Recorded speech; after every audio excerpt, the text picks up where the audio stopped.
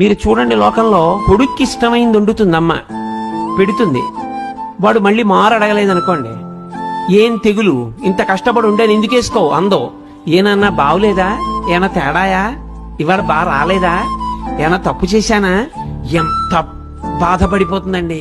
రెండో మాట వాడు వేసుకు తినలేదని, నువ్వు తినలేదే, ఏం తినొచ్చావా ఏమన్నా అని ముందు అందో. ఎరా రెండో మాట వేసుకోలేదు, బావులేదా ఇవాళ అంటు. అది అమ్మ అంటే. అందుకే అమ్మ సౌందర్య లహరి.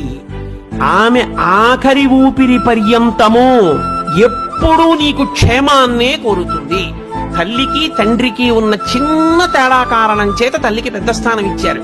తండ్రి సమానుడు, నేను తక్కువ కాదని కాని, తండ్రి పనికి మాలిన వాడని కాని, తల్లితో సమానుడు కాదని కాని నేను ఎక్కడా మాట్లాడటం లేదని మీరు గుర్తుపెట్టుకోవాల్సి ఉంటుంది.